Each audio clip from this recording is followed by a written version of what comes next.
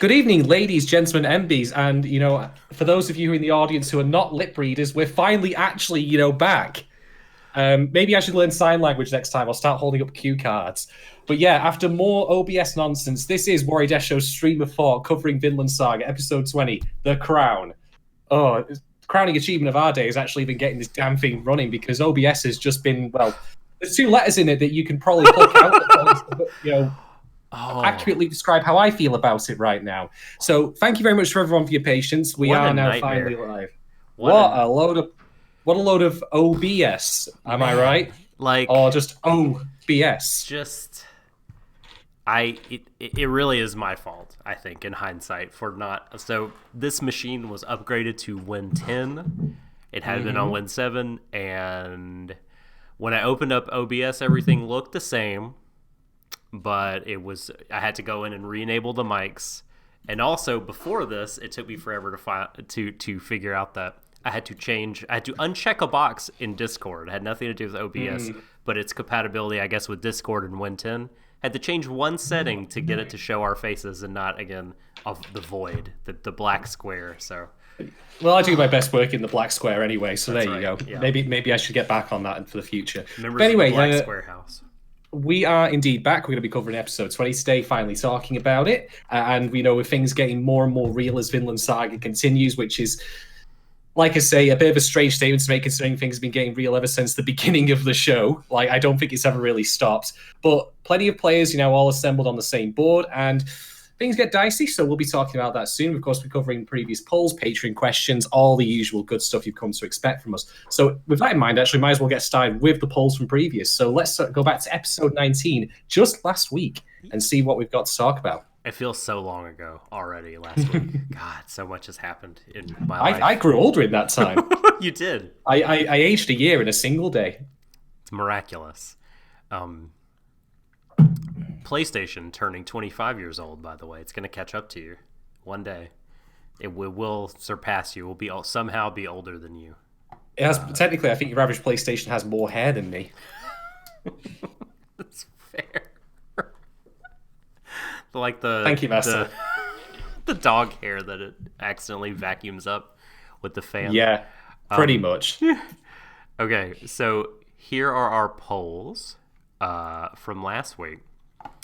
Episode 19, poll 1. I can't believe we did this poll. Could Doc pass the Turing test? I knew that was coming. I couldn't wait for it. Nope. How do you feel about these answers? Nope, lol is an 89%. I can roll with most things, honestly, so I'm good with it. I could easily be mildly insulted by this, but I'm gonna move on. I'm gonna be chill about it. To be fair, I think a good robot would do. I think you passed it because of the OBS issues. Like if you were a robot, you'd have had it figured immediately, and then you would have got going. So yeah. I think I think you are indeed a human, regular flesh and blood. That is a relief, I think. For now, we'll see in about I don't know, 20, 30 years whether or not I wish that I were a robot. The way humanity's future is going. On that bright note, poll 2.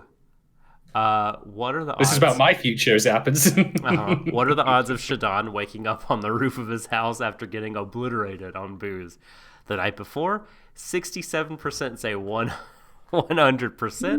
The remaining say 99. So I'm glad a third of you out there thought that at least there was a sliver of hope for me not embarrassing myself because of alcohol. But I think that the other 2/3 of you probably know me better than I know myself. So I could take that. I could roll with the punches, or the punch rather, I suppose. So you're telling me there's a chance. Poll number 3. Poll number 3. If Thorkel ever found out about Thor's perspective on what it means to be a true warrior, how would he react? This is a 3-choice poll. The winner of the majority with 52% is, given time, he'd be okay. 29% say he'd lose his shit. And 19% say he'd jump right on board. I favour the first answer, the most common one there, which is that given time, he would probably be okay with it, but he certainly would not be happy with it in the first instance. I mean, we saw enough evidence of him in the previous episode, just completely and utterly, like, he can't process it. File not found, 404. I don't understand what the hell you're talking about, Fours. But I reckon given time, you'll do it. Vorkel is many things, but an idiot he is not, in my opinion. Yeah. Simple, but simple doesn't mean stupid. No. So, yeah, I think I would agree that he'd be okay, but I mean, I think there's a reason why Canute sent him to the bar instead of took him to the throne room. I will get to that reason, actually. That's going to be one of my talking points as it happens. Poll 4, when Ashy Lad asked, or when he said he once played shogi, he really meant League of Legends wins the poll with 45%. That's what he definitely meant. I agree. Yeah, I would agree. Chess 32, Monopoly 23, and Mahjong got 0 votes. I guess he's not a fan of the new Guilty Gear then, which was described as being like Mahjong. Oh, sad. Oh, I'm getting my top. That's by the game's creator, by the way. Oh, really? So okay. Yeah, he said he wants to be more like Mahjong, so more luck-based. So obviously that's gone down real well. Just like the Hindenburg. Ooh, is that what he said? Luck that he used the words? Oh. Yeah, I want a fight game to be more luck-based. That's a road you could take when developing a game. Yeah, I mean, if you're developing a card game or a gacha. Exactly, like it's a move away from you guys, the FGC hardcore audience that values skill and execution immensely. So we've discussed this on the After Hours podcast. Do feel free to check that out. It's actually publicly available #1, so give that a look. Oh boy, yeah, the Mahjong discussion. One more poll. Well, moving away from Mahjong, poll 5. Yukinon can't escape. Grizzly, hello, welcome back. It's been a minute. How are you? Been a minute since I've seen you in chat, I should say. I don't know if you've been vodding or not, but hello, hi. Given his past duplicity, should Canute have killed Askeladd at the end of the episode rather than making him his vassal? 91%. Huge landslide victory here for Nah, he can be trusted, which I don't know if I would go with either of these answers, honestly. Hell yes being the other 9% vote, but boy, I mean, Askeladd certainly proves his worth in this episode again. Yeah, he's useful. But I'll get to it, but there's a reason that his bracelet, his armrest thing is a snake. I mean, I've described him as such before. And it's like that old saying of, can leopards change spots? Can scorpions ever not sting someone? Just saying. All right, so that brings us to the end of the polls. Thank you very much to everyone who took part in those. We'll be doing more as the stream goes along, so do feel free to check that out on Twitter at Warui Deshou. Wait a minute. Wait a minute. I think scorpions can not sting someone, right? I mean... Well, when I say that, I mean they've got the built-in feature. You can't take that away from a scorpion. That's more the thing. It sounded like they were just driven by a mad impulse to sting everyone all the time, rather than, you know what I mean? It's like, oh, there's a person there. I could scurry to safety, or I could go sting them. But I wouldn't start tickling one either, if I'm quite honest. I know, of course not. Coochie coo. Yeah, that's going badly. All right. Anyway, let's get started on talking about episode 20, which is Crown. So, if you missed out on everything that's happened in Vinland Saga thus far, I'll just sum up basically by saying that Canute has finally grown his balls. He is now basically running the shop, and we start off with everyone's favorite, what I was going to say, he looks like Street Fighter 4's Guile if he's aged 50 years. That'd be Floki, of course. Very old Guile. Yeah, and his theme ain't playing right here, because while he's sorting out his men, Canute just strolls up, and Floki's like, no, that's impossible. He can't have tamed Forkel. And then we have this amazing comedic shot of that's impossible. So going, what a great reaction shot that was! Incredible. Yeah. And indeed, Canute has arrived with Thorkel and Askeladd and Thorfinn and all of Thorkel's men who are now working for him because Canute is that's just how he rolls now. He's got the silver tongue, he's put all his points in charisma and he's cashing in now. This includes, by the way, an amazing smug face from Askeladd, who we might all remember as the man whom Floki ordered to kill Thors. So this is all like a really twisted, reunion. Or, if this were in a court, it'd be like watching a murder trial play out, pretty much. But Askeladd, of course, who also, by the way, I should note, we're going to find out, I think it might have been actually in the previous episode, but we learned, of course, that Bjorn was doing pretty badly. Askeladd is back to full health in a very short amount of time, which is very impressive. I will give him that. Because I had him marked as being a dead man or a cripple, but well, I guess, he certainly wasn't going to retire to be a guard in one of Skyrim's capital cities after taking so many arrows to the knee and all that. He's done all right for himself as Askeladd. But indeed, Canute tastily tells Folky, look, right, I'm here to see the king. Are you really going to tell your men to raise arms against a member of the royal bloodline? Let me go. Report accurately. Don't fuck about. Because, again, Canute, he's in charge now. He's loud and he's proud, and he's going to tell you about it. So we, of course, arrive in the village, and this is where Canute gives Thorkel a task, which we will talk about in great detail later. The task being that he wants Thorkel to, cozy up to all the warriors, the soldiers, and particularly the captains, generals, etc. of the army, and just try and impress them and get them on Canute's side, which I'll say right now, without going into great detail later about the thing I really want to talk about, if you need any proof that Canute is actually legitimately really, really smart and knows his stuff, that is a genius move. But I will again elaborate on that later. So he sends Thorkel off with, I think it's Ardi, I believe it is. His name is mentioned later. I can't remember. It's either Ardi or Arlie. It's not Aldi, because that's a shitty supermarket in the UK. Atli is the guy who betrayed Askeladd with the brother. I think betraying Askeladd. It's sorry, that's not a good descriptor. It's a participation badge you got in that battle. It's like appearing to a sports event without even taking part. You still won something. Right. So Atli is one of the bros. He sends Thorkel off with, I think, Thorkel's own second in command, right, to go to the bar, and he's also the brother of the gentleman who blue screened previously as well. No. So that's a different guy. They just look. Yeah. So hit the Thorkel second in command with the long, straight hair is, I think, who he went with. And Atli that's definitely. I'm fairly certain that's the same guy, but we'll figure it out later. Anyway, so they get sent off, and of course that just leaves Askeladd and Canute to go visit his father, and that's going to be a wonderful family reunion, as we've all established previously. So, they enter the throne room. By the way, I want to give real props to the lighting and the music that goes with this. Yeah. Everything's in really drowned out, dark charcoal kind of colors. Mm-hmm. And on top of that, the music really helps sell the building tension. Because obviously, Thorfinn and Askeladd are not idiots. They recognize that there are indeed soldiers both in the actual room itself and also on the balconies above, archers waiting to kill them all. So they know that they're in for a real bad time, but Canute points out that this is not necessarily going to be a test of martial prowess, but rather a game of wits, if you will, a challenge through words and such. A game of wits, or no? Don't do it. Don't do it.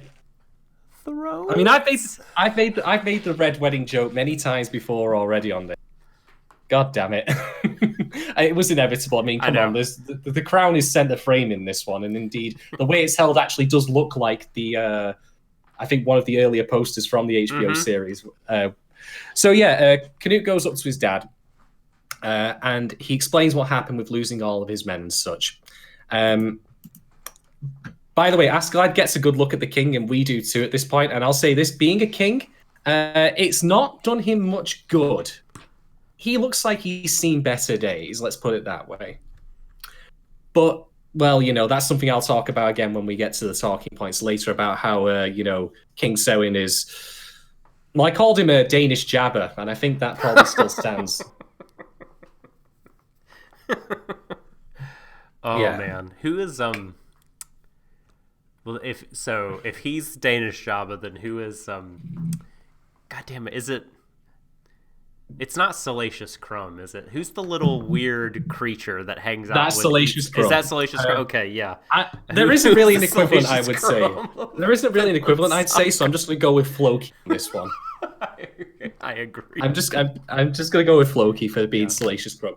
But anyway, after introducing everyone, of course, and all of the revelations about what's happened, Canute also informs his father that Ragnar is dead. And his father, well, he might as well have just been told that, he just lost his pocket change that he was given to go to the shops with, for all that it seems to matter. He was a good servant. Not, my son, whom I never really raised as my own, his surrogate father is dead. I think that might be, quite bad for him. He don't care. But he don't give two shits. But Saren, he may be many things, and he certainly is a monster, arguably, but he's not an idiot, and he isn't a fool. He recognizes in Canute the change that has come over him.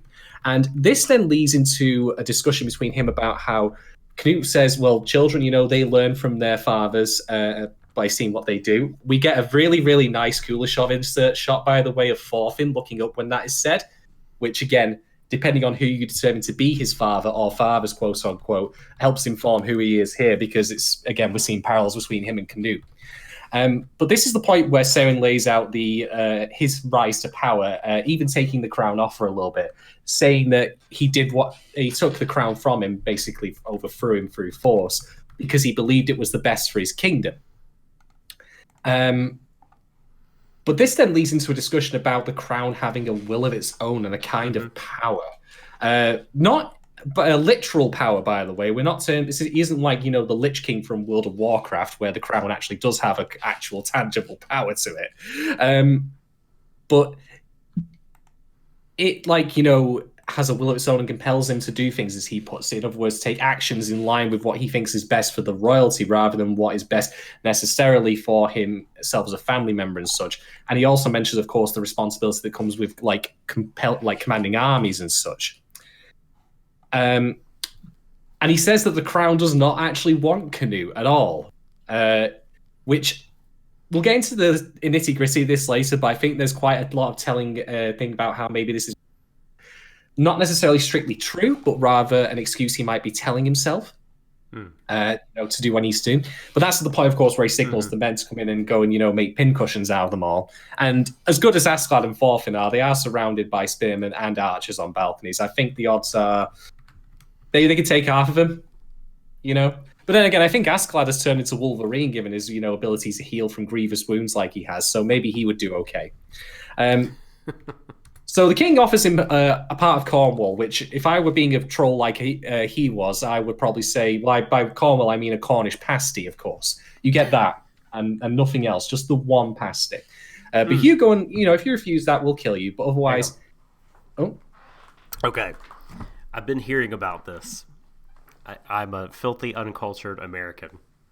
You're just, pretty much. Pasty. I've heard people talk about pasties for some reason lately. Mm-hmm. What is a pasty? Describe what is a pasty? Okay, so a pasty, or a pastry, if you want to call it that, is in Britain. It is usually a parcel of puff pastry, like you find in pies, that wraps over a usually meat and sauce filling. So you can have, for example, chicken and mushroom, where it's chicken, mushroom, and white sauce. Cornish, if I recall correctly, is potato and something else. I don't recall. I don't usually eat them myself. And so on and so forth. That kind of thing. Okay, so what is a good kind of pasty that you like? Chicken and mushrooms usually pretty decent. Is this the point where all of our fans are going to send me boxes upon boxes of them for Christmas, and then next episode I'm going to have tons and tons of boxes in the background here of chicken pasties? Send them to me. I've never had them. You can just go eat them. I don't have any place near me that's like Ralph's pasty shop. You know what I mean? Or anything I don't. No. I mean, you're stuck with Arby's, you poor bastard. Arby's. Is it not the same thing as a calzone? No, because a calzone is baked from dough. Calzone is folded pizza. And this is pastry, which is a different thing. How exactly? How are they not both dough? Well, the pastry itself is already pre-sheeted. So you layer it over. I don't know. I miss my calling as a baker, so I don't remember. But it's definitely not the same as calzone. Please, I know that much. please write in.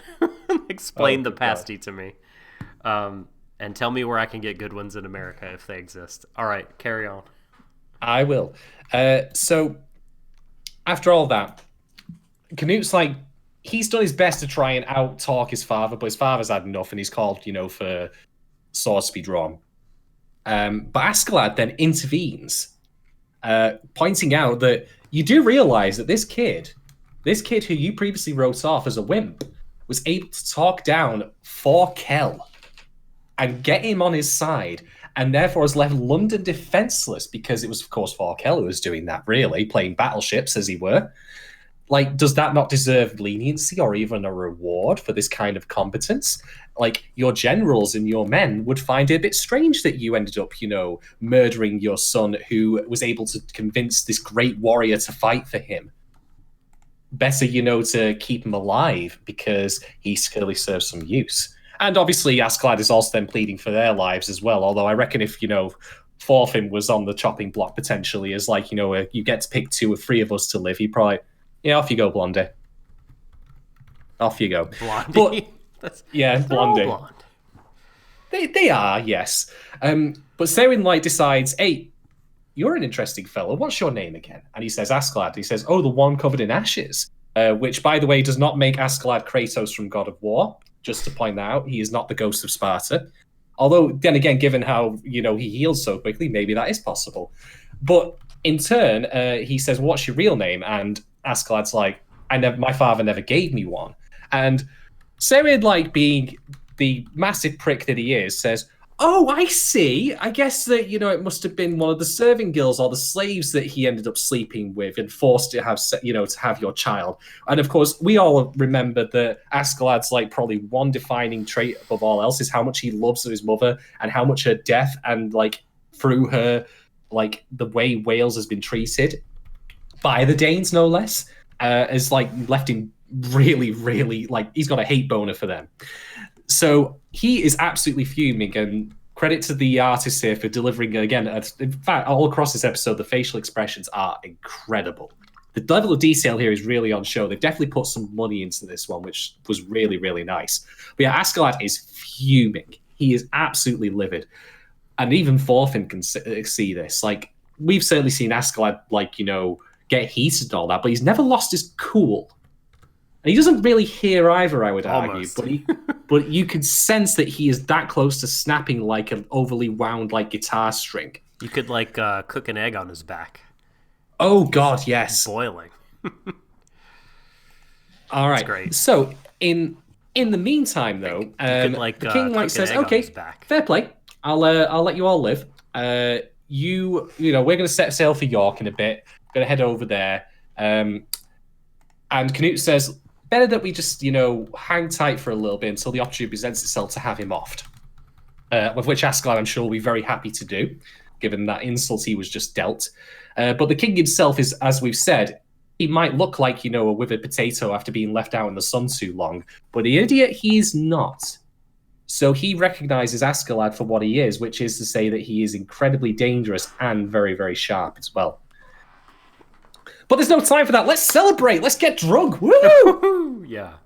And this leads to an amazing set of small scenes, not least of which is, I don't understand why Thorkel has a small boy hanging on the back of his head in the bar. But hey, you know what? He does. He does indeed. The end of this episode was great. Mm-hmm. But as it turns out, there is someone else who's actually drawing more attention to this bar than Thorkel, even though Thorkel is 7 foot tall and has a voice that you could hear from 5 miles away. It's a gentleman who looks suspiciously similar, but you can't quite tell immediately. And he's having a drinking contest, which he is winning without blinking. And everyone's like, wait a minute. I knew who it was immediately, by the way. I know. Yeah, I know. It's played up for effect. I mean, I can see someone not, though. I mean, he is, He is very different looking now. Yeah. So, as it happens, it's Willibald, our favorite, how should we say, negligent alcoholic father, but not in the way you might think. And he has recently shaved his beard, and apparently that's made him look much, much younger. So, by the way, folks, if you think, that I will end up shaving my own beard just for, effects, so you can see how I look without one, ain't happening. I knew you were going to say that, Yukidon. I knew you were going to say that. No, I'm not. I'm not shaving my beard and making myself look like a poached egg. Absolutely not. I refused. I refuse. This is my last bit of dignity, and I know it's not all that substantial. It might actually be working against me, but by God, am I holding on to it. Anyway, for the first 14 episodes of the show, I didn't shave. You did well. It's solidarity with the Vikings. It was pretty bushy, and I couldn't handle it. I had to trim it down. It wasn't doing it for me. I once had a beard that was like down here, but it looked really, really scraggly, so I decided I'd look better by getting it trimmed occasionally. Willibald thinks himself, you know what, hey, I'll have a shave now because, hey, why not? He's had a makeover. He's doing all right for himself. So what happens next is that Thorkel sits down to have a drinking contest with him. And I'm going to ask you a question, Doc. Did you ever play, this might sound random, but just roll me here. Did you ever play Nier Automata? I played a bit of it, as you know. All right. So people at home, if you've played Nier Automata, might know that there are a couple of joke endings in that game, usually when you do something daft, like eating the fish, for example. If Vinland Saga were a video game, or an RPG even, and let's say you're playing Canute in this, and you had the option to go watch the drinking contest between Thorkel and Willibald, you should probably make one about to say a poll, by the way. That would be the end of the game, in my opinion, because that would never end. That drinking contest would go on for 10 years or longer.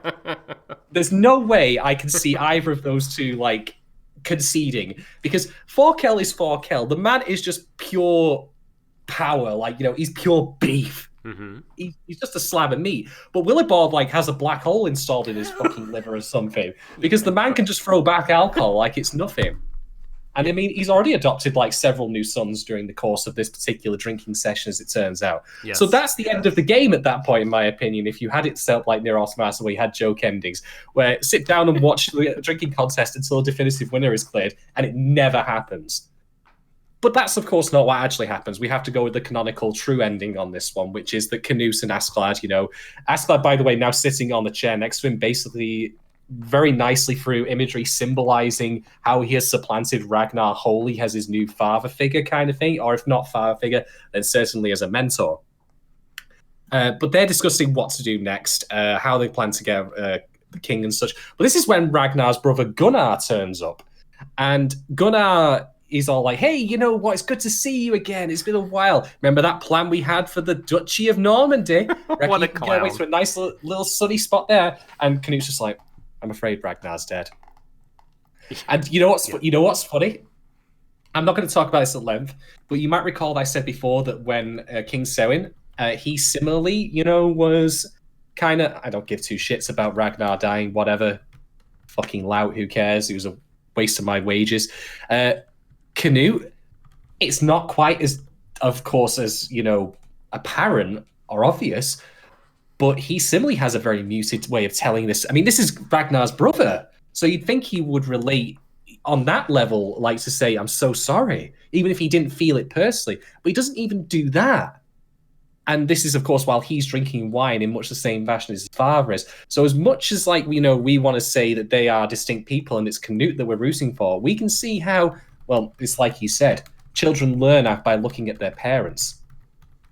And he certainly was looking and paying close attention in the throne room. But yeah, that's that with Gunnar. We then cut over to Askeladd, doing one of his favorite things, which is not respecting, finding a private place to piss. He's doing that in the open, just doing it alone this time. We see that Thorfinn is still practicing, by the way, for the inevitable duel, throwing himself around like he's, I don't know, fucking Ria Hayabusa from Ninja Gaiden. Kid's working real hard here. He's doing pretty well. And Askeladd, of course, is still taunting him. But this is where we get Ardley coming back into the picture, who He's joined by his brother, by the way, who has now been rendered into a state. I mean, you had problems before, like, I said about blue screening. Like how you had problems before upgrading from OBS to the new version. That's what's happened to him. It really just left him like, basically as a kid. But they're planning on leaving. And this is the point where Askeladd takes off that gold arm bracelet that's shaped like a snake and gives it to him. And he says to him, you know what? Take this, get yourself some money, become a farmer, raise some sheep, get a wife. The sword never suited you. It's not your calling in life. We learn, exactly, by the way, I was getting his name wrong, but we learn, of course, that Bjorn is probably not going to make it out. But yeah, Askeladd lets him go. This is like the only other man of his, really, you could argue, although he did betray him, kind of, left at this point. I mean, Thorfinn is, I wouldn't call him loyal as such, but he's certainly devoted to killing him in a very formalized way. Bjorn is currently, he's in mushroom heaven right now, even if he doesn't realize it. That's it. He has no one left. And so he strips the pretenses off and says, look, all the times we had, I know that you were never meant for this. Go be the person you were meant to be. This is going to be a big thing for us to talk about soon, by the way. But then Askeladd closes out, at least near the end of the episode, just kind of looking into the distance, kind of thinking, God damn it. I miss my bracelet already. It's been a long, strange journey for Askeladd, that's for sure. It really has. What a saga. Yeah, a Vinland Saga, you might say. Hey, you picked up what I was putting down. I don't believe what they say about you. That's how I roll. Right. So with that, however, we're not quite done with the episode because we get a reminder that everyone's favorite smoker, Leif Erikson, is still around. Oh yes. In case you forgot about him, because I love that they put him in like at the end of the first core, if you want to call it that, just to say this guy's still around, and he's back again. I'm like, are we even going to have him catch up at this point with them? God, that was like 8 episost ago. Where it was 8 episodes ago. And then we just didn't hear from him again. I mean, is this like a backdoor pilot for wearing the Erikson? Definitely. I don't know, but that's the episode. So yeah, the board set up. Canute and his dad, they very clearly understand each other. They know that Canute knows that his dad is going to kill him. That's pretty obvious now. And Canute's father, in turn, is no idiot and recognizes him as a threat to his position. So let's get on to talking points. Now, I've gabba jibba jabba doobie dibby dab dart for a fair bit, so I'm going to pass it over to you, Doc. Okay, well, a couple things. First thing, I think it will be good to quickly say, because we skipped over at the beginning because we were in a hurry to start because of all the technical difficulties, but just wanted to point out that this episode was directed by Michiru I have to always get close to read this name because there are so many vowels crammed together. Michiru Itabisashi. So Itabisashi, it should be noted, has either directed or co-directed 4 of the last 6 episodes, which I guess I didn't really notice until now that it was such a major pattern. But yeah, he directed 15, was one of 3 who directed 17, co-directed 19, and directed 20 by himself. And Itabisashi has also directed some earlier episodes, so their name is like all over this production. But the way things have been going lately, I think they're doing great work. I love it. I love the pacing of these last few episodes a lot more than that kind of middle third of the show. Things are definitely kicking into high gear. We feel like there's a sense of progression and an end goal in mind here, as opposed to we're just going to wander with Canute until things happen. Like, what are we doing out here? You know what I mean? Yeah. Yeah. So just wanted to mention that. And then I guess for my main talking point, what scene inspired me to think of this? It is when Canute is talking to his father. Oh yes, it's because King Swain is talking about how he viewed his own father. He says, I, of course, thought my dad is cruel and a coward, and if he continues to rule, the whole world will fall into annihilation. Will be obliterated. There'll be a lot of suffering. It'll be awful. I've got to step in and do what's best for the kingdom. I have to do what must be done for the good of the people, and I have to take this crown. And so you have Canute here, who is basically thinking the same thing, right? And the king knows he's thinking the same thing. And we've talked about cycles on this show before, about this show before. And I mean, maybe here's like another instance of it, although maybe that's not quite the right way to frame it, because it's not necessarily like a history repeating thing, but maybe more of the younger generation is always very cognizant of the failings and the mistakes of the older generation. Damn millennials, ruining everything for everyone.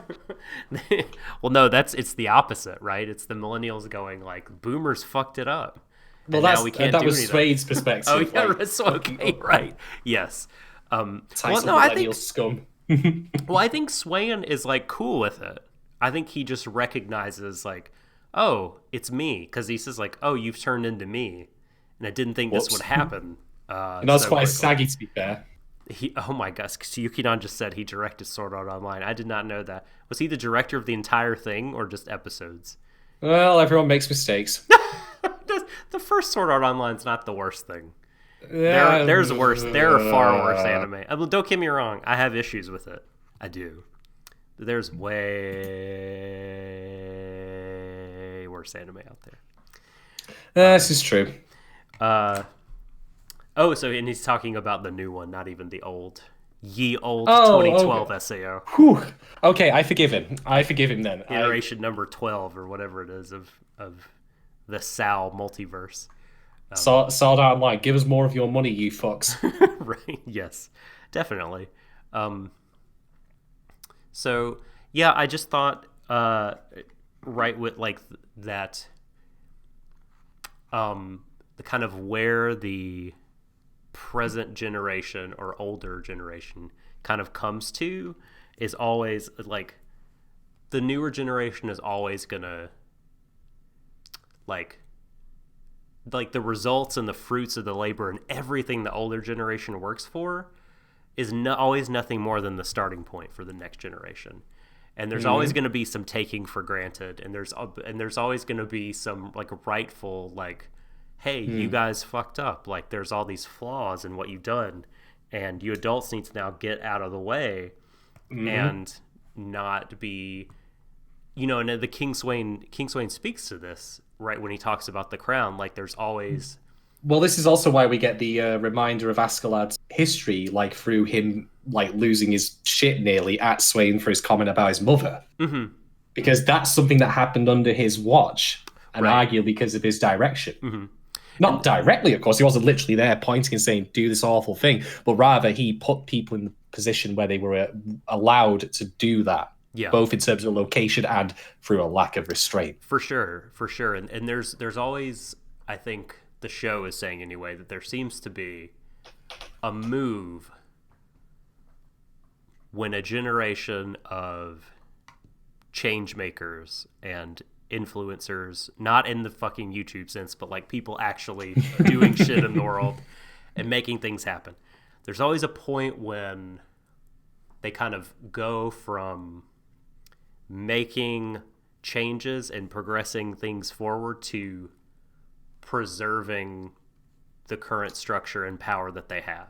And that might be some of what Swain is getting at. I know we'll talk about like the whole like will of the crown thing, but like circling the wagons, preserving his power, and resting on the laurels of the things that he's done, when the younger generation coming up could just look at it all and be like, well, clearly we could improve on this. Like, clearly the adults need to make way, and that we can do better. And, if Canute has a son, his heir will probably when Canute is an old man, look at him the same way, I think. And it's just the show, like, it's doing this neat thing where it can simultaneously focus on micro, like these couple characters here, Canute, his dad, but it can also be about, like, well, this drama playing out here is really important and riveting, but it's also just part of this, like, wider flow of time and history and things that repeat in the world, the way it is set up. And it is a credit to Canute that, like, his ambition is not just about the crown. It's not just kind of a local ambition. He really does want to change. Well, yes. But boy, as he's got I mean, not the same premise necessarily, but I have been watching Babylon recently, and the titular city was indeed destroyed in Christian myth because it was an affront to God as its own kind of paradise. So I find it really fascinating and amazing just knowing that little bit of Christian trivia, that Canute, as a devout Christian, does not recognize the very, warning, or does not care for it rather, of that story in his own ambition to create paradise on earth, even saying you'll become a demon. I'm like, Canute, look, bro, like, I treat, like, Sunday service as something that I avoid. Like, to me, I'll take the free wine for sure. The unleavened bread, you drop that elsewhere. Don't give two shits about that. Bible's something to throw, not to read for me. I don't care. But, like, I get you what you're going for here. But it's going to end badly. The Bible itself has many stories about human ambition, like, and building things in defiance of heaven as their own version of paradise, falling apart. In fact, do you want to know what I just also remembered? You might recall in the OP for the second half of the show that there is an eaten apple. Yes. And that indeed appeared in the series earlier as well. I think it was around episode 15. And of course, what does the apple represent in Christian mythology? It is forbidden knowledge, from which, once eaten, you are expelled from paradise. Now, that look on your face. It's just another myth of preservation of power. Like, of course, you got too big for your britches, and you don't know your place anymore, so God struck you down. But that being said, may I point something out? What did Askeladd remove from his arm? A snake-shaped bracer or bracelet. He is the snake of the devil. He is the devil, the devil. Askeladd is the devil of this little, like, reinterpretation here. What that makes Thorfinn, I'm not so sure, but I will find out. That's a great point. Unless people ship Canute and Thorfinn together, in which case was the question of which one's Adam and which. So I prefer to kind of look at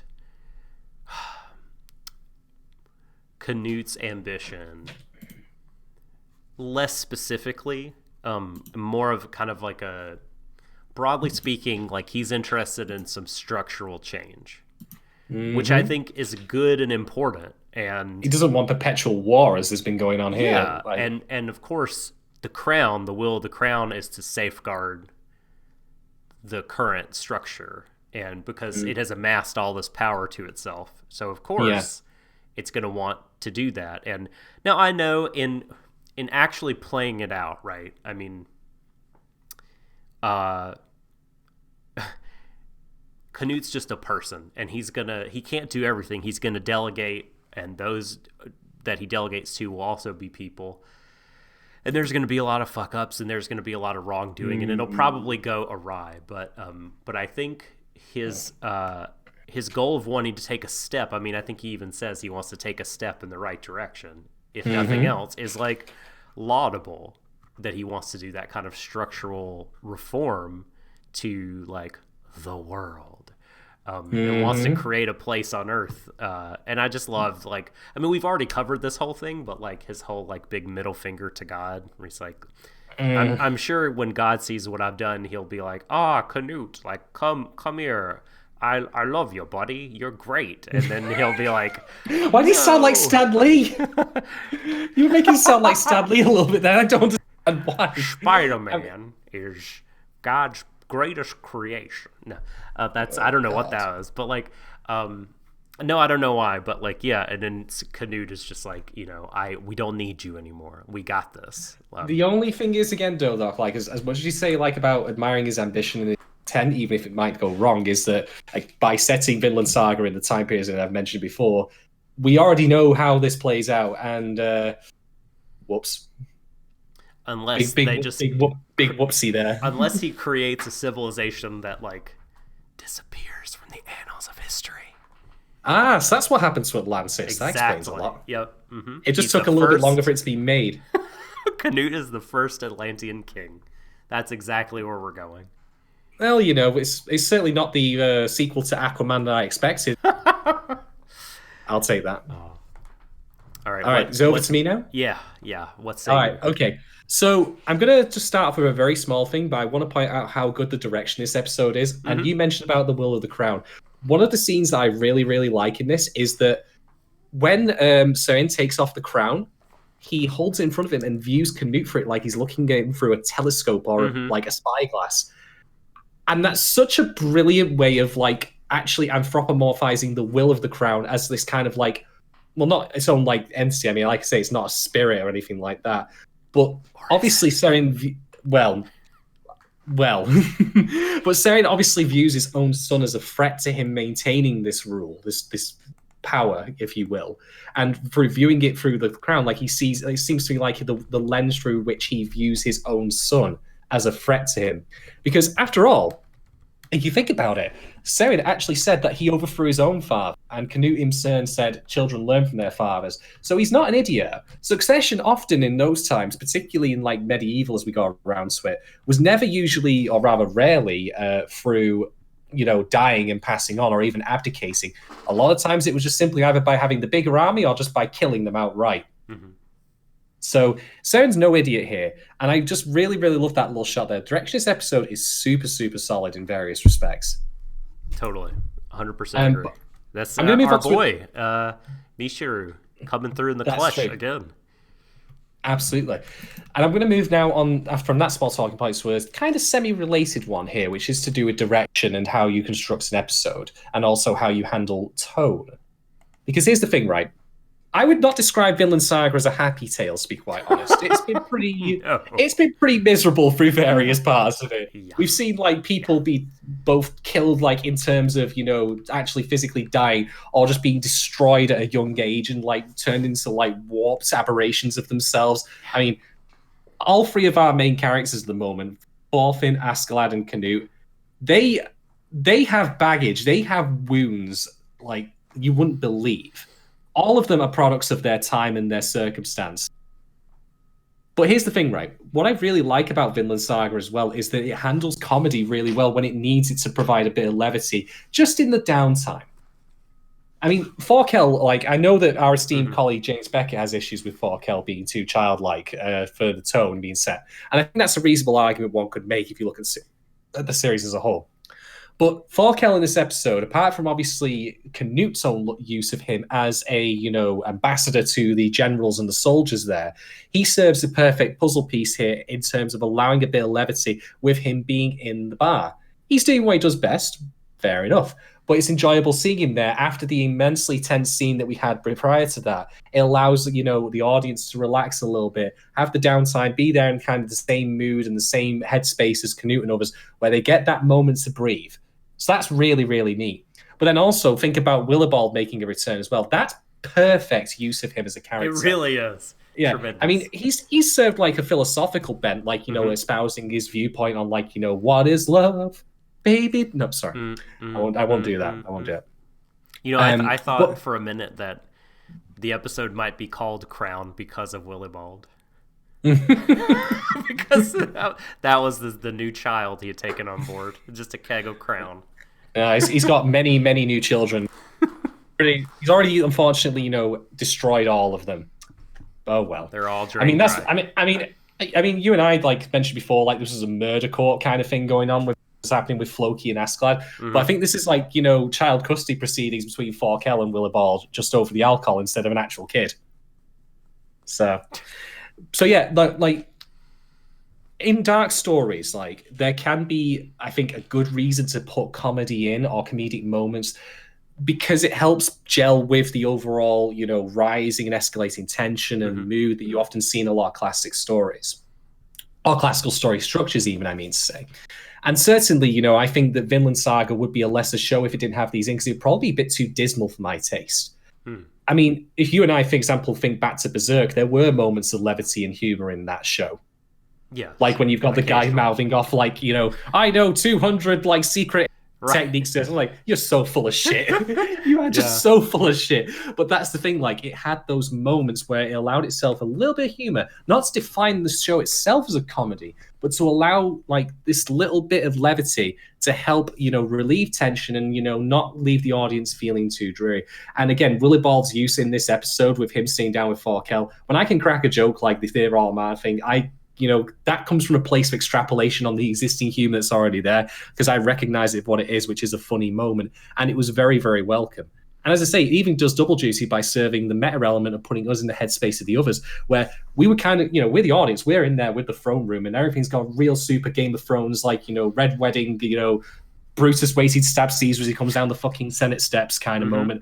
And, what better way to have it, to get back in the minds of the characters when they're allowed to relax, say for Thorfinn, of course, by engaging a little bit of, light-hearted humor.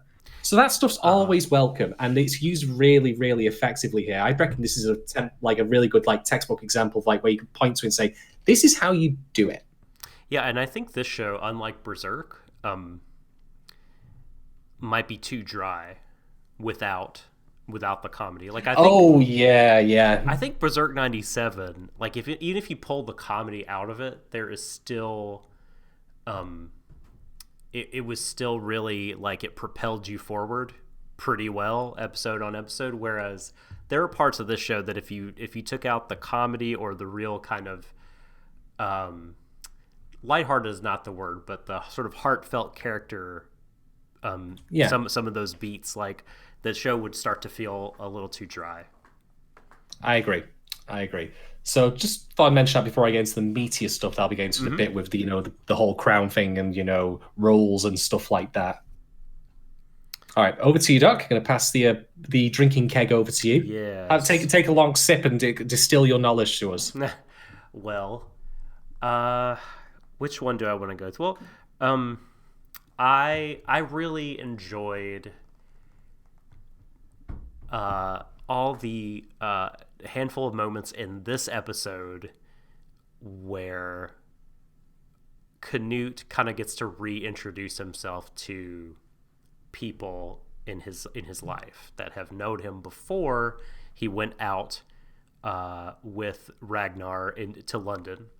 And I thought, and I think this is the first episode where we get to do that, like, because other people that have been near him saw him change, like, as it was happening in real time. Yeah. And these other people kind of didn't, and it just was nice because I got to kind of reflect, like, maybe there are moments in my life where getting to, like, reacquaint yourself with people and they're just like, whoa. Very different. Something about you is very different. Like, or me to them. Like, wow, you've really changed a lot. Could be for the better, could be for the worse. And that was just, there's not really anything like deep or philosophical about it, but like, it was just nice for me, the viewer. Like, it was a nice, I don't know if payoff is the right word here, but like, he really has changed a lot. And it just is so logical and makes sense. And then we get to see these encounters play out, and it's fun. It's fun to, as you're meeting a lot of these people for the first time, like, you get to see their expectations get subverted right before your eyes, because they, Gunnar is doing his wacky dance, talking about whatever, and then he's just like mouth agape, like looks close to tears. And I agree, by the way, with Askeladd that he might not be one to be trusted. It looks like he was enjoying having naive, scared little Prince Canute in his pocket. If you ask me. I mean, that duchy, like, thingy. Yep. Could be quite the payday. Am I right, Canoe? Yeah. Let's go into exile together. So I mean, it's like they said in Monty Python: "It's all the gold you can eat." right. But no, I just like really, I dug all those moments from, I mean, the king to these various other people getting to sort of see the new Canute, and Canute doesn't buckle. Like, it's so nice. Like, because I know in my life when I've changed a lot and I'm going back like to some kind of reunion or something, I'm just like, do I revert to type? Do I like present myself in the way that I was before? To kind of make it easier for them, or make it easier for me, so it's not awkward. I don't have to like explain anything. Like, but it's so good, like, to see him, like, he just stays the course. He's just like, Ragnar's dead. Like, this is me, bud. And to his dad, he's like, hey, guess what, Dad? You need to die. Like, not in so many words, but that's like the. You feel that's that. That's the inferred meaning from it. It's communicated effectively to the king. And I just really enjoyed those moments a lot. All right, so let's talk about the big idea of this episode, which is the roles that we have in life and whether or not they're right for us or not.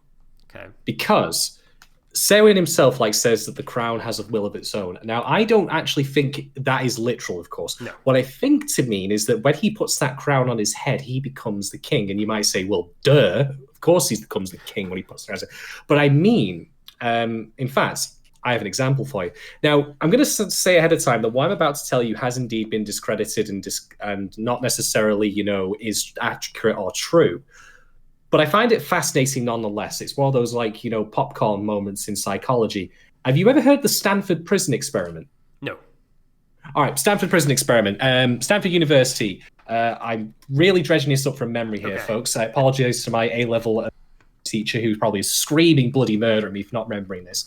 But anyway, basically the idea was this. They took a group of about 30 students from Stanford University and they divided into two groups to run a simulated prison. Now, if you know anything about psychology, you'll know or probably guess A, this was done in the 60s when ethics and, such in psychology were very limited. And B, this is a catastrophically, monumentally fucking stupid idea to do this. It's a really bad thing to do. But here's the thing. Half of the people were inmates, half of them were guards. Otherwise, they were a completely average cross-section of any, class in university, like the classes you see at your university, for example, Doc. Nothing out of the ordinary. Mm-hmm. And do you want to know what took all of 11 days to happen? For abuse and, violence, insults, all sorts of horrible shit to happen. And this is the thing, none of these people... you're actually reading it. Mm-hmm. None of this stuff actually, was anything they had trained for. They had never trained how to run a prison. They just acted out roles given to them by the uniforms that they wore, because they had mock-up uniforms for this and mock-up cells and such. And eventually it got canned because it obviously was causing real harm to people. Yeah. Some people, it says left mid-experiment, so the results were kind of skewed or whatever. But, it says that some prisoners, passively accepted the psychological abuse and, by officers' request, actively harassed other prisoners who tried to stop the abuse. Mm-hmm. Can you believe that? That is crazy. So why am I bringing up this incredibly silly idea from the because I think it goes to show that if you get told to put on a role in life, and I'm not talking in the sense of being an actor, but actually to fulfill a position in front of you, you'll probably unconsciously do so. Now, again, I'm stressing that the Stanford Prison Experiment itself is not something you should base that on as scientific evidence in any way. But I don't think it's unreasonable to say that, that we will try and meet expectations that are put on us. And indeed, you and I have discussed this before with Canute. So let's apply it to Swain. Swain takes the crown, puts it on his head. He now is king, and he must project a sense of power to people, and that's why he does all this warfare thing that he does. The war itself is not really for any sort of real reason other than to, gain wealth and, credit and to project strength out there, which is juxtaposed with how he is visually, because look at him. As we see, even as Askeladd knows, he is a soggy, mess. He's just... He's a fucking wreck. He does look like he's actively melting. Yeah, he really does. If he, I hope he doesn't get exposed to... No. Jesus Christ. But for all that, that he is king, he certainly doesn't project strength or anything personally. He might have a smart mind, but as far as he looks, he ain't getting any Tinder matches anytime soon. That's sure. I mean, people swiping away from that shit all day long. Totally, yes. Yeah. But that's the thing, like, the crown makes demands of him as a person, also probably explains why he was a shit father, more so than any inherent nature that he had. And I think that's a much more interesting way of looking at behavior, particularly in fiction, that it's nature versus nurture. We're the products of the environment we grow up in and the expectations placed on us. Think about Canute. Canute was raised by Ragnar, and Ragnar said, I raised you as a father's son, and that's how he became the person he is. But always that was a kind of tension with his, royal nature. Even without the crown on his head, there were still expectations placed on him, and he has in turn used that to exert will over people like Thorkel. And then look at the other characters we see in this episode.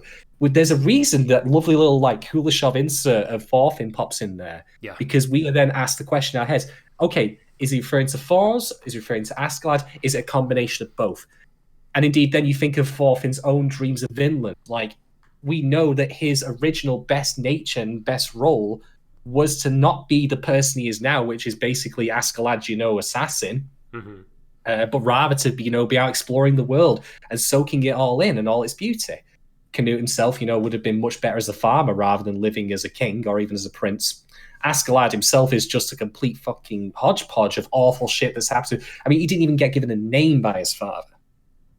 But as was said before, when his father was with Canute, saying about how, children adopt their parents' attitudes and such.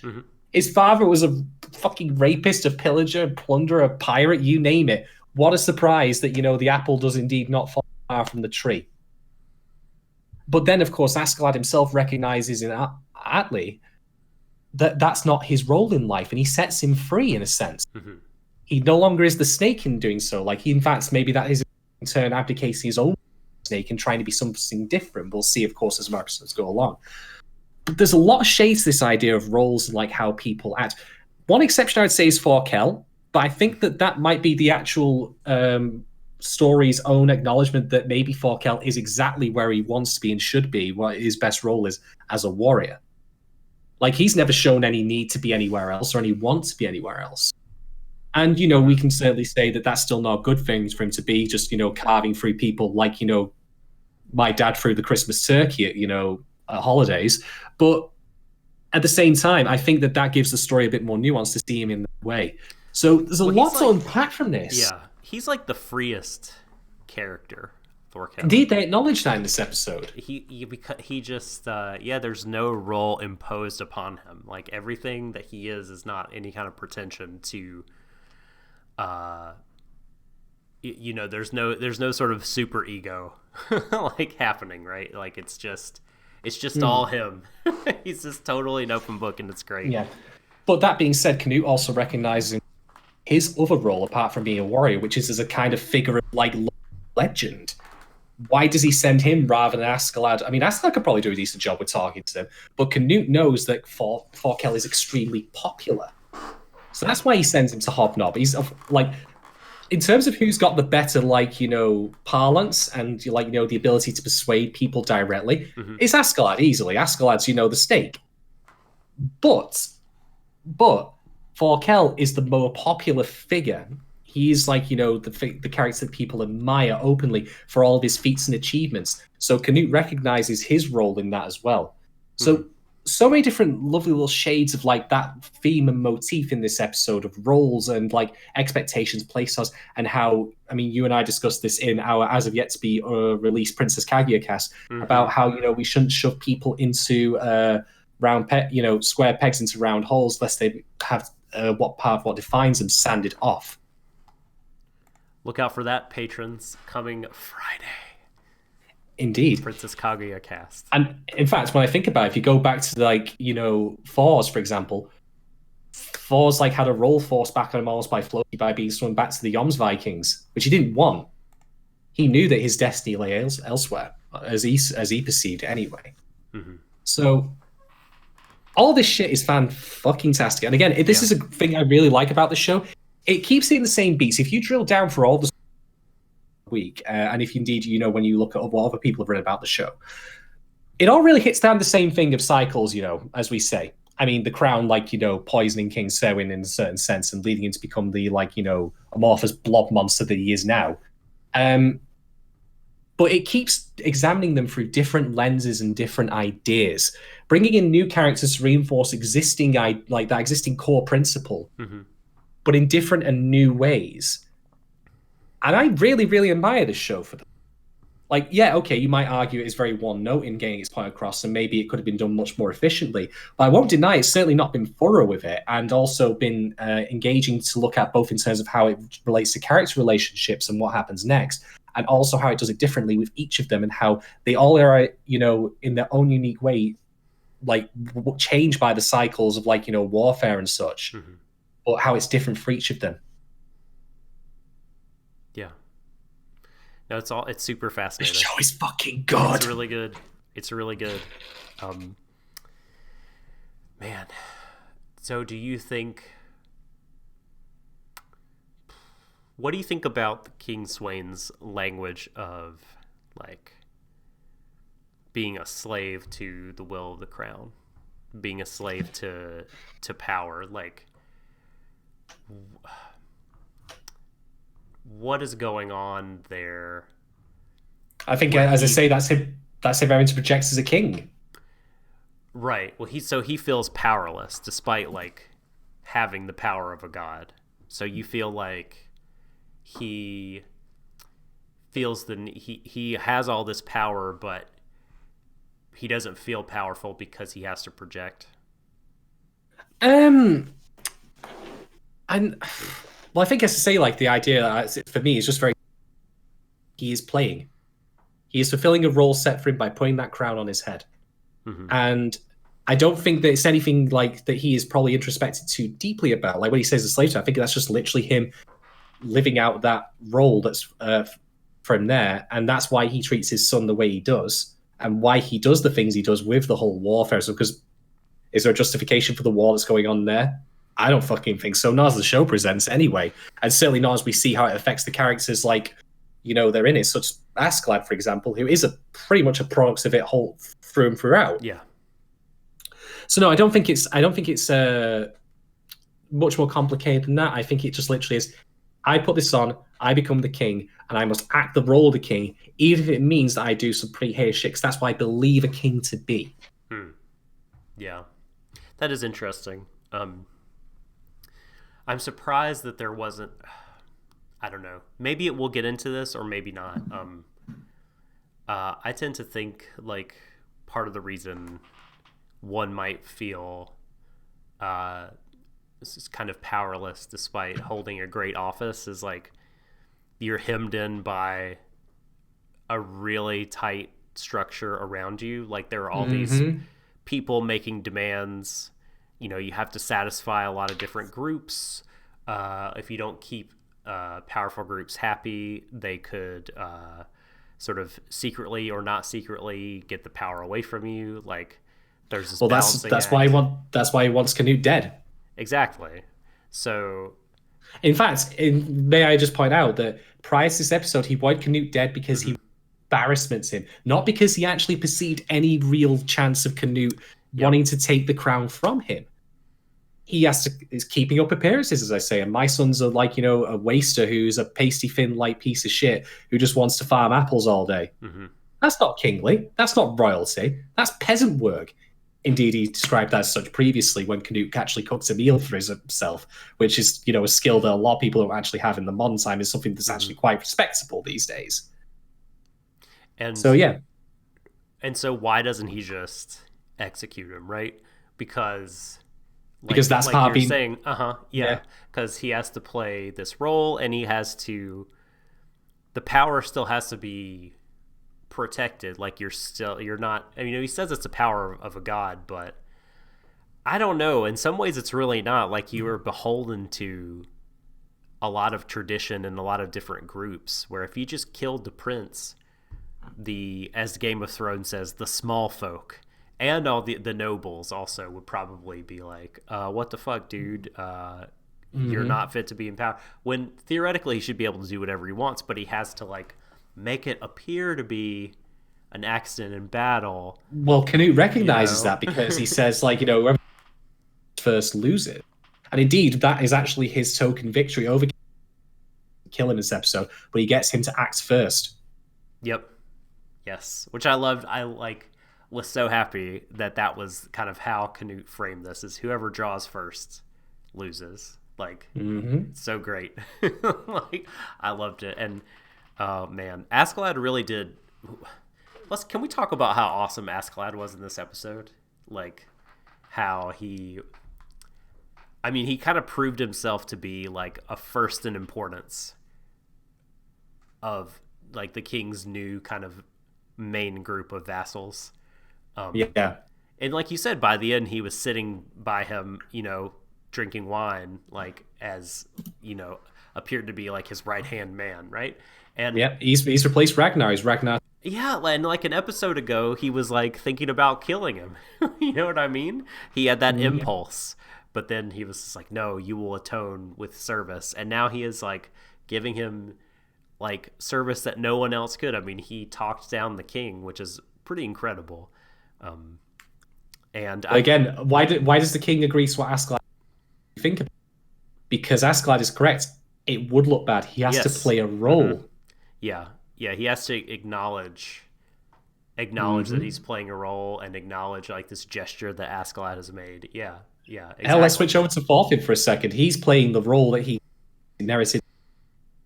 That, honor system of, I will not kill Askeladd except in a duel, even though, as I've argued many times before, things would have been better off if Askeladd had been killed by him in his sleep way back when.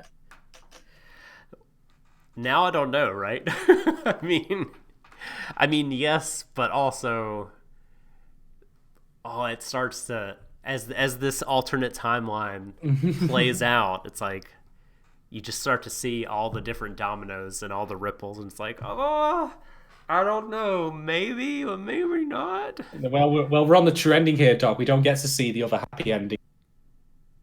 Divergence point in the visual novel. Right. That is pretty bleak, Grizzly. That's a trade up in some ways, but a trade way, way down in other ways, for sure. Yeah.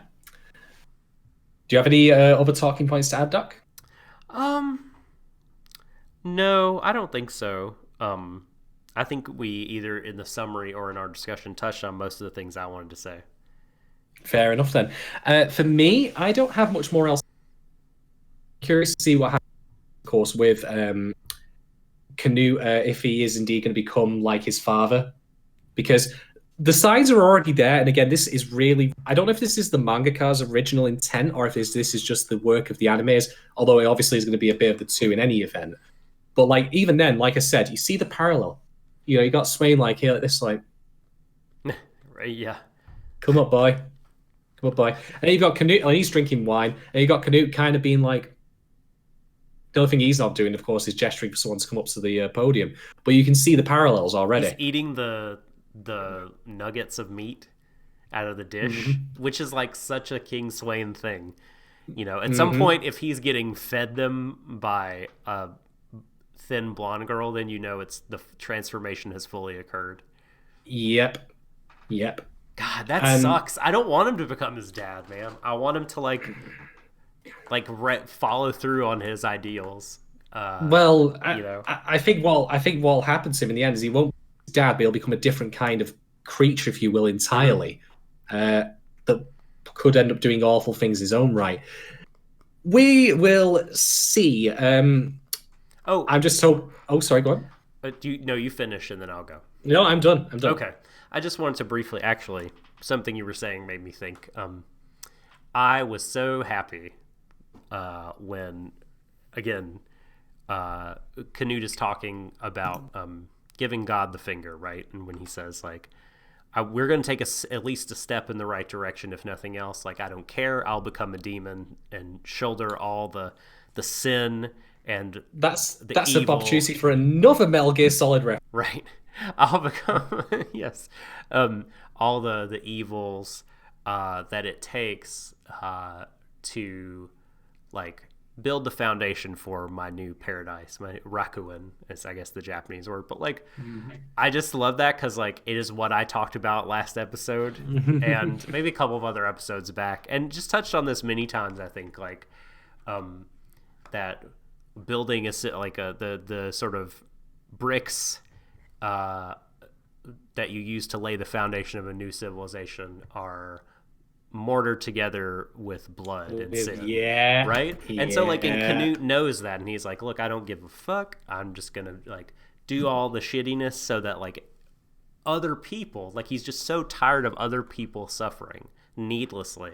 And like again, this is something that to be admired, I feel like, and you just and best I'm not of intentions, though. well, yes, but at the same time, I was going to say I'm not a like ends justify the means kind of guy. I think the means matter a lot, and so this is why I don't want to see him become his dad. But I know, I mean, that's a lot of killing that's in his future. But like the sentiment, the idea that like I Canute will basically damn my soul to hell if it means that other people can be happy. Well, I'll is vote something for I him. deeply admire. At least, right? at least he's honest about. At least he's honest about it. Like I dig that. Now I know it's the usual electoral position for me to say, but I am in league with the devil. Right. Yep. Satan's on my hotline. I'll protect I plan to win the White House with his help. No part of lying about it anymore. I don't know where that came from, but I apologize. It's me, Lucifer. He's right. I'll be VP, baby. Lucy's going to be the VP. Yeah. Okay, so that's that, but that's all from me. Do you want to check in on the Twitter polls? I will actually while we're here. Well, I'll do it. I'll refresh the polls before we rate the episode. So, let's see. All right, are you ready, Shadon? Mm-hmm. Here are the polls so far from this week. Go to @Warui Deshou on Twitter to vote. They'll be up for a week. You can vote in these now or anytime throughout the week, and we'll read the final results at the beginning of next week's show. Poll number 1, is Floki the salacious crumb to King Sweyn's Danish Jabba? So far in the early days, 80% have voted incoherent squealing, 20% say, oh, oh, oh, oh, oh, oh. The Jabba laugh. Poll 2, is the pasty just a calzone? 75% say, what's a pasty? And 25% say, You're all uncultured. You're all swines, I say. What do you think of Gunnar's dance? 50-50 split between I'd learn it if I could and I don't even. Move over the floss is still at 0%, unfortunately. Good. No one gets to mention flossing around here. And by which I mean, of course, dental hygiene, yes. Dancing, no. You take that shit and you walk. But we're saying the floss will be usurped by Gunnar's dance. Like it will be dethroned and shown to be nothing more than a fraud that it is. And firing the Gunnar. Right. Oh God. Something like that. Poll number 4, is the crown a spirit? Just something you made me laugh when you said the crown isn't a spirit. So I made it a poll. Is the crown a spirit? So far, 100% say no. Okay. Before I forget, we also have 2 Patreon questions. Oh, yes. So the first one comes from Failwolf. Failwolf says, do you believe King Sweyn when he tells Canute that he sees the crown with good intentions? Here's the thing. I'm going to say yes, and I'm going to say yes because it would parallel Canute's own journey as we're going through here, because Canute wants to seize the crown with good intentions. So I believe so, because I think that again would tie into the overall themes of the story, and that, sins of the fathers, etc., cycles, so on and so forth. Totally. Can we escape them, so on. Obviously, that has not then borne any fruit as a product of that. We know that much. Thorfinn in turn is a product of that in itself. Can you see how this all from here? And we've also seen like all the constant warfare, the pillaging of villages and all that stuff like that, death and destruction everywhere. If he started with good intentions, they have ultimately become for naught. And I think that maybe it's one of those things like I described the crown before as kind of like a periscope or a binoculars or a lens. like putting on a pair of glasses, when you put it on, you see things differently. And maybe once he did finally put that crown on after seizing it from his dead father's hand, well, to have gone so far to have killed him in the first place, I think it's a sign enough that for all his good intentions, he did have to pave with blood, and maybe that's too far. Mm-hmm. Yeah. I think you, in your eloquent answer, basically said most of the things I would have said. Like, boom, stolen. Yeah, you did. You thunder stolen, right? The whole like it parallels Canute's journey, I think, is a key point. And like we were saying earlier, like the new generation is always seeing the flaws in what has been built before them, and they want to change it. Yeah, like I totally buy that from the king, but like you said, there always comes this point where it doesn't become about that anymore. It becomes about consolidating the power structure that's already present now that they're at the top of it. And so, as you said, now the good intentions have given way completely. So to incredibly high cholesterol, because you've seen that guy, he seriously needs to get in shape. If he did the Gunnar dance, he'd lose some weight. Use that as an aerobics program. Get that Ring Fit adventure. Exactly. You can afford it. You're the king. Get Ring Fit adventure. I know it's expensive for us commoners. I'm not going to go pay $80 for it, but you're the king of Denmark. You totally could. He needs some Botox as well. Jesus Christ. Just looking like a bulldog. Looking like 4 bulldogs. Yeah. So many wrinkles. He's got jowls. He's got jowls in his jowls. He does. It's pretty bad. Yep. It's a look that's much cuter on a puppy than a human old man. That is true. That is true. All right. So thank you very much for that, Fairwolf. We have one more question. Blinkaji. Good old Blinkaji dropping us the questions. The hot cues as always. This one goes thusly. How do you think Thorfinn would react if he knew Floki's role in Thor's assassination? Because, again, in a nice moment of direction, something I forgot to point out. Me too. There is a wonderful moment where the camera shows Thorfinn walking past Floki, and it's like parallels their viewpoints almost. Mm-hmm. And it's just there to make you remember this fucker ordered his dad killed. And they're just like that close to it, and you don't even realize what a tangled web we weave indeed. Right. Because we think so many, like, we think we know, like, right and wrong, right? Like, Thorfinn knows Askeladd killed his dad, and he knows he's at the root of it. But he really doesn't know, because he was paid to do it by this other asshole. You know what I mean? Yeah. Like, God, it's so good. I am going to say that I think that Thorfinn would... I think that for him, he would do 2 things. He would kill Floki there and then without even any... Oh, yes. Because it would mirror the way in which, he treats his father, that he wouldn't even do it himself. I think that Thorfinn his view of the world is still very simplistic in that every action demands an equal and opposite reaction, which is why he wants to duel Askeladd so severely, to stick to that honor principle, even though, as I've said, it really hasn't helped him at all. I mean, it's been years now. Jesus Christ. You'd think... I hope that, like, Thorfinn never ends up playing, like, a really, really hard, like, Dark Souls-esque game. Can you imagine him, like, struggling with that for years on end? Finally, I'll beat this piece of shit. Finally. So I reckon he would flat out just stab him in the neck there and then without any warning or anything like that. But then once that's done, I think he would still want to duel Askeladd in the original way. I don't think that Askeladd would be off the hook, but nor would he similarly then end up killing him in the same manner as I reckon he would kill Floki. Yeah. I think that sounds right. He would certainly do something immediately and not just walk past him. No question. I'm going to take, like, the less interesting cop-out route and just agree with you, because I think you got it.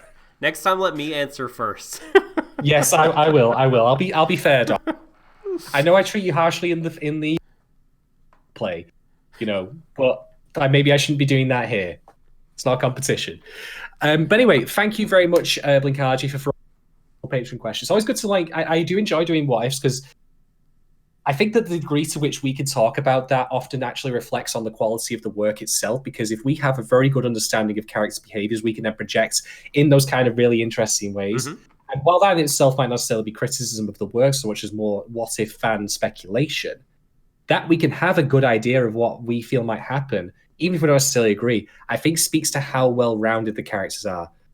I am still of the opinion I wish Thorfinn got more to do. And indeed, thinking on it, like just as an aside, I actually now understand why the story the way it is. Like I've complained before, like about Canute's edition, but if you think about it, let's look at it from Mikosu Yukimura's perspective here.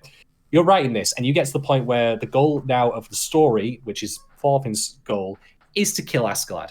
How do you stretch that out in a manga spanning X number of volumes, or in the case of the anime, a full 2 seasons? Before people get frustrated. Right. I think that to me, I can't pretend to speak for the man here, but if I were doing this and I was operating under, I don't know how planned out these manga tend to be. Sometimes they are, sometimes they're not. They're an ongoing thing, and how fleshed out they are is up for debate. But if I got to that point where I took a step back and recognized, God, this is going to, be way too repetitive of, will he kill him this week? Read the next issue in Shonen Jump in a week's or month's time or whatever and find out. And eventually people will lose interest. So if on a meta level, this whole Canute introduction, apart from being a convenient historical figure to use, is for that purpose to give the series new life and move in a different direction, while I still would prefer it had been planned or implemented from the beginning, as a prospective writer myself who wants to write one, I can appreciate the fact that that was done to help give the show more energy, or rather the material, more life and get it moving in a different direction rather than just being, a one-note revenge story. Mm-hmm. Not to say that films or stories can't just be entirely about revenge. Sure. I think that length is a key factor here. Mm-hmm. And with the show being as long as it is, if it had just been Thorfinn trying to kill him for 24 or 20 plus episodes after episode 4, as much as I like the show, I think it would have probably bored me to tears, to be quite honest. For all I complain about, all this sort of stuff happening, at least different things are happening that have kept me interested. And it's really paying off now. So good stuff to the shows, good stuff to Mikosu Yukimura for doing that. Good stuff to the showrunners for doing what they've been doing as well. As much as I might otherwise complain, I only say that stuff because I think that there's room for improvement, but even on a really good piece of work, you can still do things better. Mm-hmm. And again, that's from a presumption of arrogance on my part, so don't take it as gospel, folks. You may very well disagree with me and probably have very good reasons for that. And indeed, I'd like to hear it if you do. All right. I only say it because I love it. I know. I only say I'm only harsh because of the work. So I suppose actually we should signify our love thereof with a rating for this episode. So I'm going to pass it over to Doc first. Doc, hit it. Oh boy. So I am going to give this really excellent episode. Well directed, well paced, plenty of drama, edge of my seat, a lot to talk about afterwards. It got into the, political philosophy and what have you. Really dug it. So I'm gonna give this 4.75 fried eggs on Askeladd's back because of his awesome aura out of 5. You know what, that'd been quite funny if Thor started throwing stuff on his armor. It's a hot plate, clearly. So buckle up, folks. I'm going to give the full 5 out of 5, by which 5 out of 5 crowns, because it was CG at one point, and by God, it looked bad. CG in this stuff has never been great, but that's about the only niggle I really have in this episode. It was tightly written. Not a moment of it ever felt really wasted.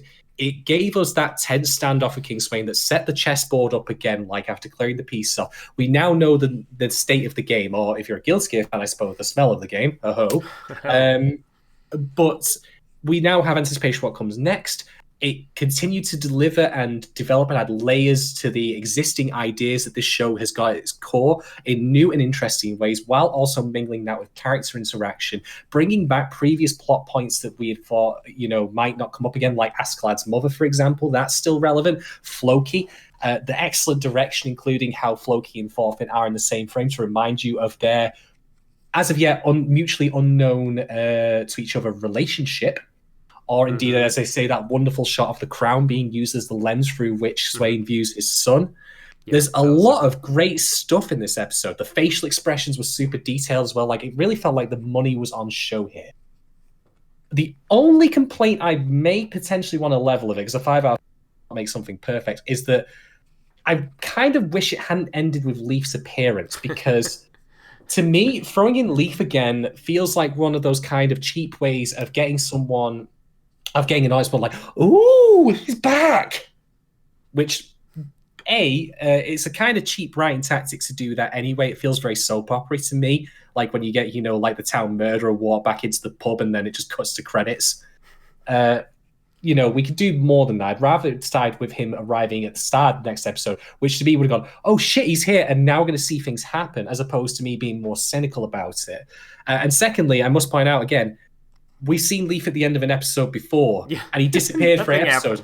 When am I going to see him next in season 2 of Vinland Saga when it's 2021 and I've got a nice long flowing white beard? And, I'm operating out of a shed somewhere in fucking, I don't know, Brighton.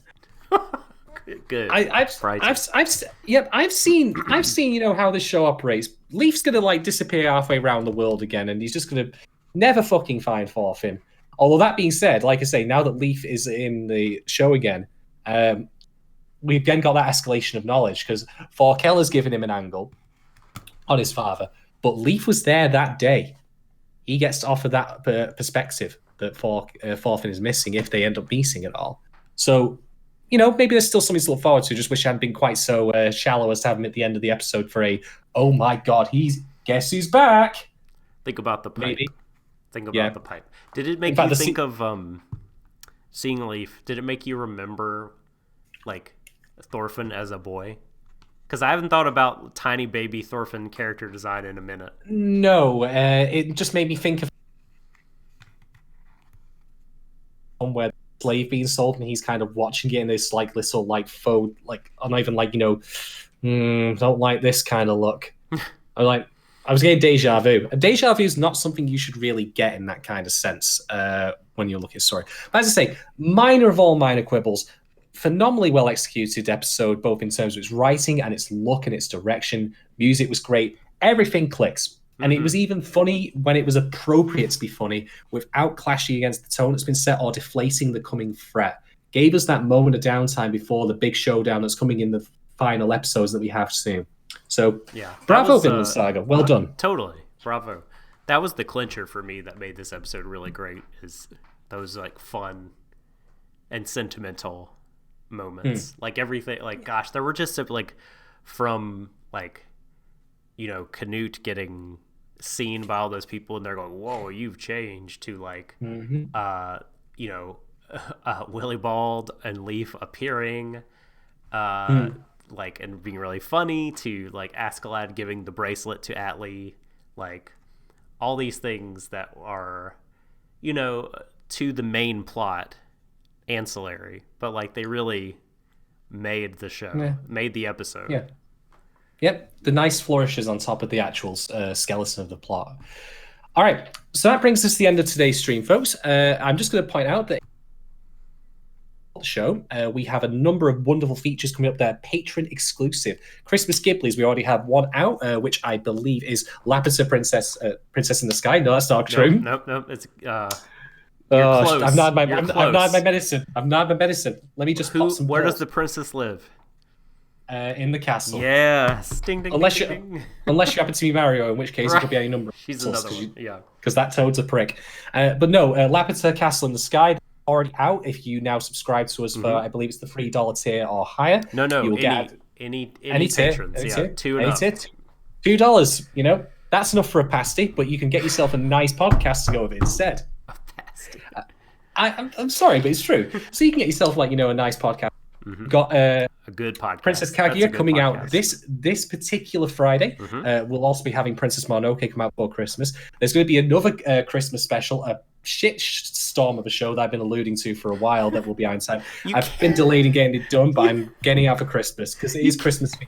You can't just let the patrons have good stuff. You have to give them this garbage. People want to pay to watch this stuff. I know, they do. It's true. I've even said, folks, in our Discord, why not get Doc? I saw. Terrible. It's it's fun. And he said, and this was Yukinon saying, it's no, it's for you when you do it. Thanks. Thanks a bunch. Yeah. Fucking canary in the coal mine that I am. You are. But no, our Patreon also has a lot of other features as well. You can actually request shows for us to cover. And if you, for example, caught our Akikin podcast, you can ask me, for example, to do another show in the format of that, or Doc, for example. You get access to our Discord. We do streaming game nights on there, things like Jackbox, all sorts of great stuff like that. And you can ask questions of us as well. So definitely give that a look. If you are, however, not wanting to invest in us financially, that is absolutely fine. We'll also accept, donations in the form of YouTube subscriptions, Twitter follows, all that good stuff. We accept that kind of currency. Social, capital, as it were. Indeed. So feel free, to give us a like, a review, rating, subscribe on whatever service you may find us on, be it SoundCloud, iTunes, YouTube, etc., etc. That always helps our discoverability, and we're always open to constructive feedback as well. So if you want to throw in our way about the episode and our thoughts, definitely do so. I'd very much like to hear that. And anyway, Doc, where can people find you on this horrible, cavern of lies that's known as the internet? On probably the worst corner of the cavern of lies, the den of iniquity, known as twitter.com. You can @ me at the subtle doctor. No spaces, no caps necessary. Exactly. And as for me, you can simply find me in the den of, social iniquity. Shadon 1010. Eventually, they're going to do a purge, and I'm going to claim the actual full-blown Shadon name back. It's going to be mine, finally. One day. Until that point, you can hit me up there. And otherwise, I think that brings us to the end of this little stream of thought. We'll, of course, be back next week with episode 21 of Vinland Saga. I hope you've all enjoyed your time. Those apologies for the technical difficulties. They won't repeat themselves going forward because we've now, of course, moved OBS into its new home, and it's going to get used to it, the little prick. But otherwise, from myself, from Doc, thank you very much for joining us. Have a lovely evening wherever you are in the world right now. And as we're often quite fond of saying, because we're Macross fans and all that, embrace ever, everyone. It's the end of the universe. Good night. Good night.